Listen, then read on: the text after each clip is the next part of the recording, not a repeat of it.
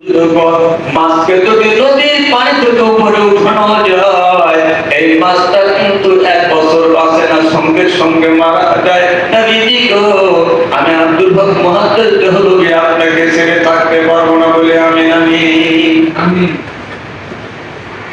ভালো কথা শুনলে আমি বলতে হয়, আমি তাফসীর আমি ব্যাখ্যাটা ইনশাআল্লাহ করব। এই আলোচনার পরে ইনশাআল্লাহ ভাই বাবাজি আমার তুমি চলে যাও, আমি নবীজি 6 মাস পরে দেখা করব। আবার আব্দুল হক মুহাদ্দিস ওই কথাটাই বললেন, মাসের উপমাটা দিলে একটু বোঝা যাচ্ছে কথাটা। এরপরে 6 মাস, এরপরে 9 মাস, এরপরে 10 মাস, এরপরে 11 মাস, একই কথা বলে নবীজি গো, ইয়া রাসূলুল্লাহ হাবিবাল্লাহ হুজুর গো, মাছকে যদি পানি থেকে তোলার পর এক মুহূর্ত যদি না বাঁচে, আমি আব্দুল হক মুহাদ্দিস দেহলভী আপনাকে ছাইরা আমি কেমনে পারবো? আমি দূরে থাকতে পারবো না নবীজি গো। আমার নবীজি বলেন, আব্দুল হক মুহাদ্দিস দেহলভীরা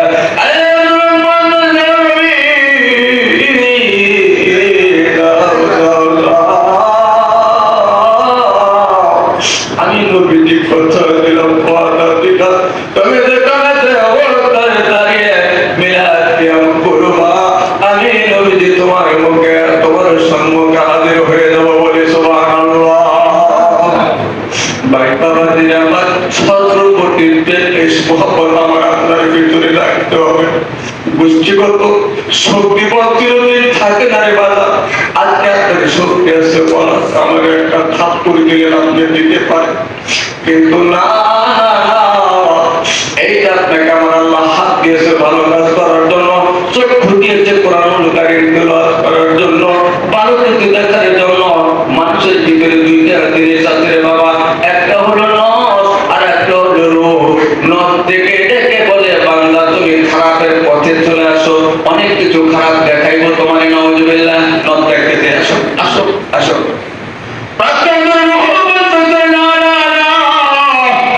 তোমরা আমার দিকে চলে এসো, তোমাদেরকে আমি ভালো কিছু দেখাবো। ভাই বাবাজি আমার, নফস আমাকে আপনাকে খারাপ দিকে নিয়ে যায় রে বাবা। এই দুনিয়া দুদিনের বাদাম রে, কত বড় চাইলেও কত মানুষ চলে গেল রে বাদাম। আমি গতকাল একটা প্রোগ্রামে ছিলাম, আমরা সারা রাত এখানে থাকার পরে আসনের পরে একটু ঘুমাই। আমার বন্ধু বলতেছে, দোস্ত আমি একটু বিপদে আছি। হযরত আলী বলতেছে, মাওলানা সাহেব দোস্ত তুমি একটু আলোচনা করবা, আমি এসে নামাজটা আদায় করব। আল্লাহ এই কথা তখন বললাম, আমি নিজে খুব পেরেশান, তারপরেও বন্ধুকে ওয়াদা দিয়েছি, ওয়াদা রক্ষা করার জন্য নিজে এত কষ্টের পরে এখানে এসে দাঁড়িয়েছি।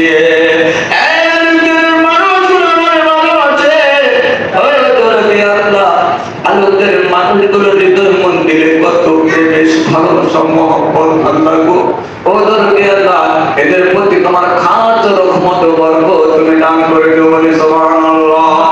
আমি আপনি যদি কারো কবরে গিয়ে দাঁড়াই, আমি আপনাদের অন্য কারোর জন্য দোয়া করি, আমি ইন্তেকালের পর দেখা যাবে অন্য একটা লোক এসে ওই কবরের পাশে দাঁড়িয়ে যাবে। আমি যদিও মসজিদের জানাজায় ছিলাম না, কিন্তু তারপরে আমার মসজিদের জন্য আমি ফান করে বলে আমার আল্লাহর কাছে দোয়া করি, ভাই কখন কে কখন কোথায় চলে যাব, কে অবস্থায় মরণ আসবে কেউ আমরা বুঝতে পারি না রে বাদান। আমাদের মরণ যেন আমরা যেন এমন পর্যায়ে মরতে পারি, নবীর সুন্নাত পালন আমাদেরকে করতে হবে। একটা সুন্নাতকে যদি আমি আপনি জিন্দা করি, আমার আল্লাহ জান্নাত দিয়ে দিবেন বাদান রে। শুধু তাই নয়, এই জান্নাতগুলো এত প্রশস্ত, আল্লাহ সুবহানাহু ওয়া তাআলা জান্নাত দিবেন, কিন্তু মাধ্যম হলেন নবীর বারে ইলাহি রহমতের মিসকিনদের কলবে আলাউয়াল ফাল। বান্দা যখন জিকির করে, জিকির করলে ওই বান্দার কলবে আর কোনো ময়লা থাকে না। নদীতে যেমন নৌকা চলে, নদীতে যেমন নৌকা চলে, নৌকাতে কিন্তু চলন্ত নৌকায় কিন্তু সাজলা থাকে না। তারপরে নৌকাটা যখন চলে চলে তখন কিন্তু পানি চলে, একটু একটু একটু করে পানি ওঠে না ভাই। এই যে পানিটা ওঠে, তুমি পানি নৌকাতে শেষ থাকে, শুরুতে থাকে তো দুইটা তারা শেষতে থাকে, তাহলে কিন্তু নৌকাটা আর ডুববে না। কিন্তু যদি না শেষতে থাকে, এক সময় নৌকাটা ডুবে যাবে। নদীতে যেমন টর্নেডো ধরধরিয়ে তুফান হয়ে যায়, বাতানদের সাপোর্ট হয়ে যায়, সমুদ্রে এত বড় বড় ঢেউয়ের মধ্যে কিন্তু নৌকা পড়ে যায়। এই নৌকাকে বাঁচাইতে হলে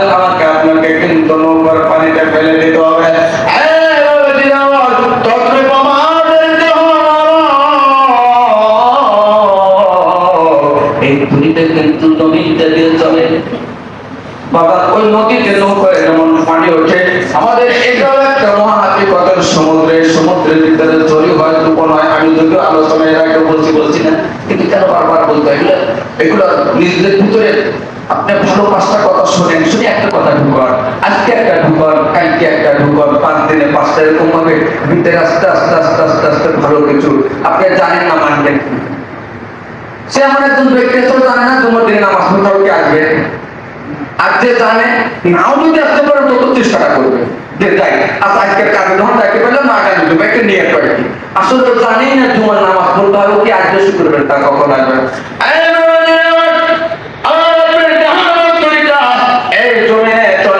এখান থেকে গুনাহ নামক পানিটা আমার আপনার এই দেহ তৈরিতে ওঠে।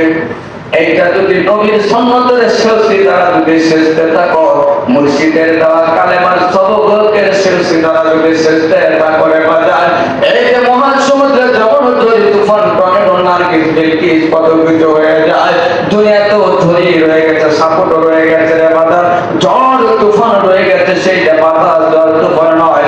এই ঝড় তুফানটাই হচ্ছে আমার আপনার জন্য লোভ লালসা কামনা বাসনা বলেন কথা রেখে না।